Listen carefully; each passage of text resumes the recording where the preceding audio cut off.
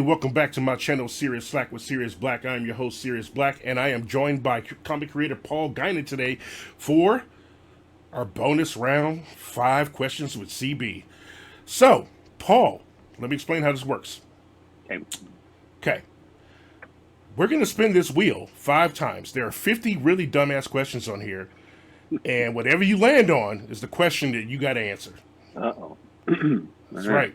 All right, they're going to be pretty terrible, though. All right, let's just go ahead. I promise this won't be bad. Let's do it. Question number 1. Let's give it a spin. Okay.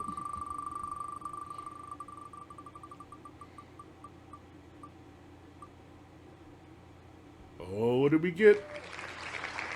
Favorite fascination activity. Oh, yeah. Oh, that's too easy. It's watching an old movie on Turner Classic Movies. Okay. And what's the latest one you peeped, if you can recall? I'm just it's just so many. Oh,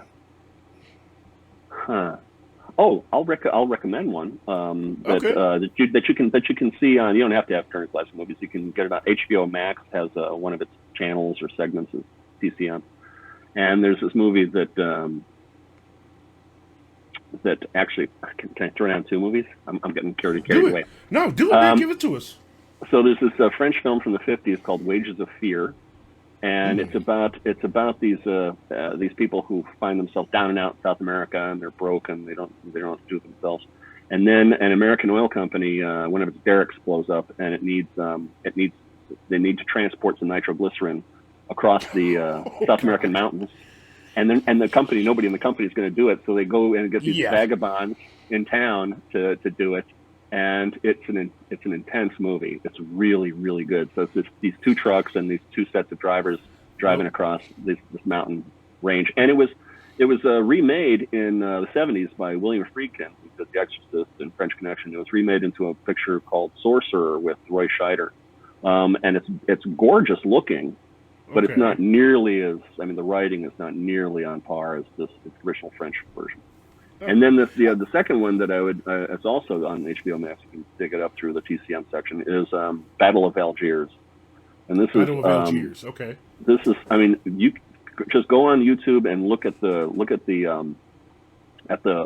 trailer for it. The Rialto re-released it, and I think it came out on Criterion or something like that. Look at the Rialto Criterion or the modern trailer for it, and you will just say, I am in. It's basically the story of how the French, how the Algerians kicked the French out of Algeria, and it mostly takes place in the urban place, in the Kasbah, and it is as exciting and action packed as any modern film. It was made in the 50s, just a few years after the events of the picture it's depicting. And wow, I'm in. Jaw-dropping. I definitely think I would appeal more to the second movie than the first, because that first movie just make me nervous just thinking about it. Right. Yeah, the first one's a thriller. The second one it has thriller aspects to it because they you get to see these intense scenes where they realize they have to do what we would call terrorist acts. They set up bombs at Pan Am, whatever French airline, like the travel agencies and stuff like that, set them off. Mm-hmm. And in doing so, they call down the French army to come in and occupy the city and systematically go through and try and eliminate these cells, of these resistance cells.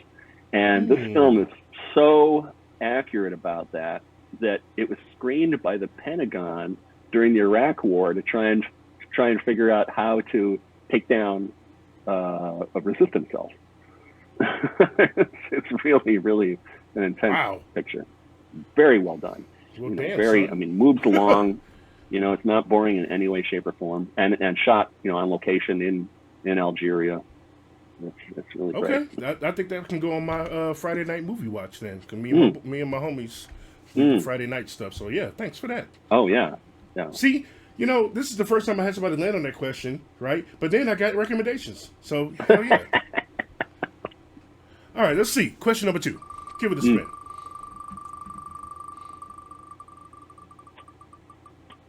What you got? What you got? What you got? Oh boy! That's Oh my God! Oh my God! Wow. Okay, this is I don't know how you're gonna take this one, but there's a lot to say. But you can pick something mild. You can do whatever you want here. I'll accept any answer. What pisses me off? You mean what really pisses me off? Yeah. Well, current events.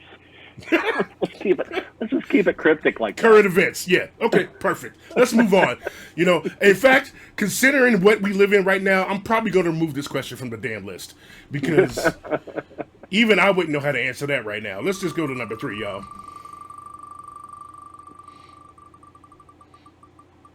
What we got? Everybody keeps landing on this one. If you had to, like for real. Yeah. I mean, if you had to, what are you going to do? I mean, I don't know. I mean, that's a difficult question to answer because you're not, you have to be put in that situation. So I don't know about that. I can sidebar it with the fact that people accuse the Aztecs of being cannibals when that's not the case. That stuff was made up by Spaniards in the colonial era. It's not a real thing. There may have been some ritual stuff where you like the wafer for Jesus in church, where they may have taken a piece of flesh as a symbolic consumption of their power, but it wasn't like they were cooking and making meals. They weren't like having buffet style people. No. And also, like I just recently saw this great TV show called The Terror. It's about the Franklin expedition. They were trying to, in the 1800s, they were trying to find the Northwest Passage above, between Canada and the Arctic. And of course it was a doomed expedition, and they found archaeological evidence that they wound up having to start eating at each other. That was all the food they had. I always joke about it. It wouldn't be my first thing, that's for sure. But like, damn, yeah, it would. I guess you're right. It would have to depend on the situation. Usually, I'm thinking apocalyptic survival, ultimate. I mean, if it's literally between life and death, that's gonna, you're gonna survive and you're gonna live if you do this horrible thing. Well, then you got to do what you got to do. I don't know. I don't know. I mean, I'm not like I'm not all like put some barbecue sauce on it and I'm good. It's not that easy. Number four. Ooh, I don't know. Yeah. Like you're in the elevator. There's maybe one or two people in there. There's no consequences. What is something weird that you would do just to have some fun? I don't know. I'm probably like bust out into song because all elevators now they all got cameras in them. So you don't want to be doing nothing too nasty because it'll wind up on TikTok or something. Bust out in the song. Would you also add a dance? Oh, sure. Why not? Okay. Just, I mean, especially if the elevator it like stalls out and we're stuck there. Well, then I'm your entertainer. Baby. Word. Next time I talk to you, I want you to think about what you would perform. Okay. I want you to think about that now, and the next time we get together, I want to know what song going to be. Sounds All good. right, this is the last one. Mm-hmm.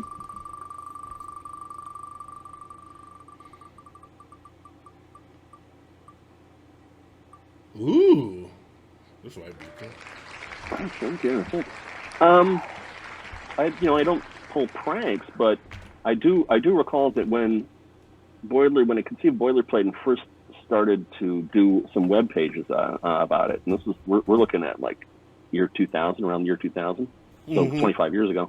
And so I first started posting some photos of Boilerplate, like in his lab and with the Pancho Villa and stuff like that. And just for my own amusement, I was writing it as later on, would write the book as if this all was real and really happened. And there were people fell for it. People thought that it was the real thing. That this, oh my goodness, I didn't know about this robot from the 19th century. Are you serious? Totally serious. It was included in there was a U.S. News and World Report cover article about hoaxes, and I was used as an example of an inadvertent hoax. where it's like I wasn't trying to fool anybody. I was just having some fun with this character I invented. But what happened was a couple years after this, you know, I mean, this actually ran for years. People for years thought it was for real. And at one point, Chris Elliott, this comedian actor, I know was him. writing.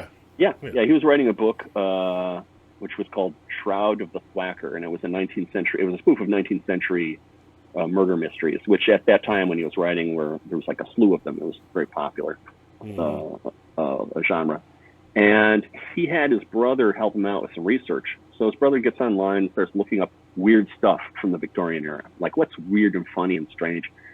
Comes across the Boilerplate website, and to his credit, and his brother's, you know, Chris and his brother's credit, they recognized it as a hoax, but they thought it was a 19th century hoax. They thought it was a hoax from that time. and so they included it. They included the character as a major character in the book, and we had to settle out of court. Oh my God!